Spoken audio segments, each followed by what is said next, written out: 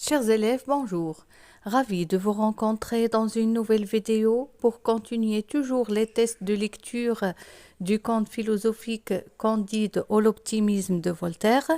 Après que Candide et Cacambo ont quitté Eldorado et se sont dirigés vers Suriname, choqués par l'état dans lequel se trouvait le nègre de Suriname, Candide se révolte contre la philosophie optimiste de Pangloss.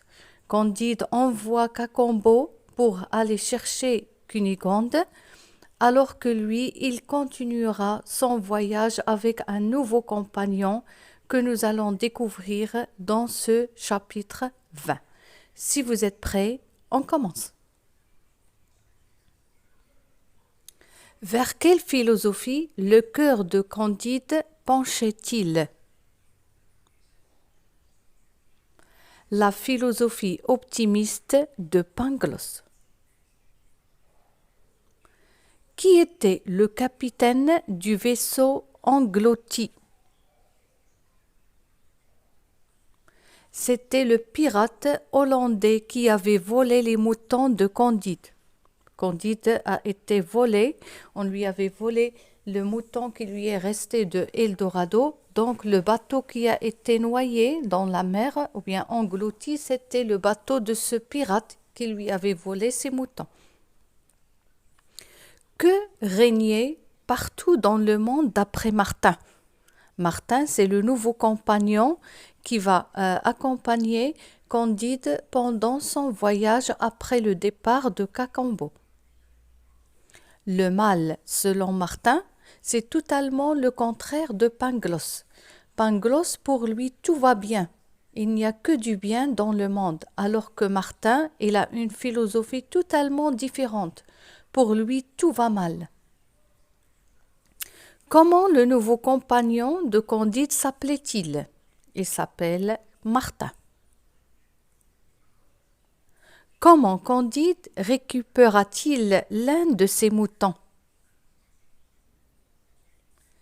Il fut repêché après la destruction du vaisseau hollandais. Après que le vaisseau était en train d'être noyé dans la mer, Candide a réussi à récupérer l'un de ses moutons. Quel bateau fut-il coulé pendant le combat? C'est le bateau hollandais. De quoi les prêtres avaient-ils accusé Martin? Ils l'ont accusé d'être un Socinien. Quel vaisseau avait-il remporté le combat? Il y avait un combat entre deux vaisseaux dans la mer, donc le bateau gagnant était le bateau espagnol et le bateau hollandais a été englouti. Quelle conclusion Candide tira-t-il de la mort du pirate hollandais? Qu'est-ce qu'il a compris de la mort de ce pirate hollandais? Que le crime est puni. Quel avantage Candide avait-il sur son nouveau compagnon? Qu'il avait de l'or et des diamants et espérait revoir Cunégonde. Quelle était la théorie philosophique que défendait Martin? Sur quoi reposait cette doctrine? Le socianisme fondé sur le rejet de la divinité du Christ.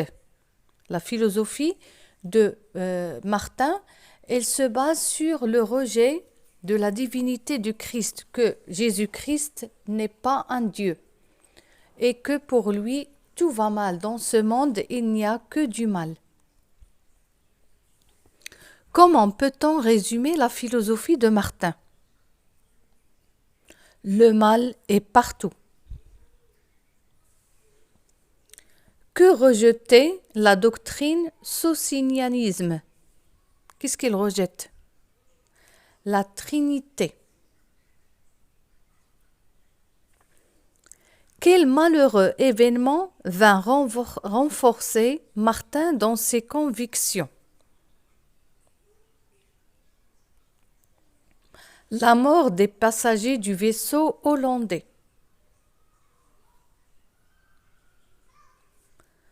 À quel spectacle Candide et Martin avaient-ils assisté? Ils ont assisté à un combat entre deux vaisseaux, le vaisseau des Hollandais et le vaisseau des Espagnols. Vers quelle ville se dirigeait le bateau de Candide? Il se dirige vers Bordeaux. D'après Martin, à qui Dieu a-t-il laissé le monde? Il l'a laissé à un être malfaisant. D'après Martin, qui a puni le voleur hollandais? C'est Dieu.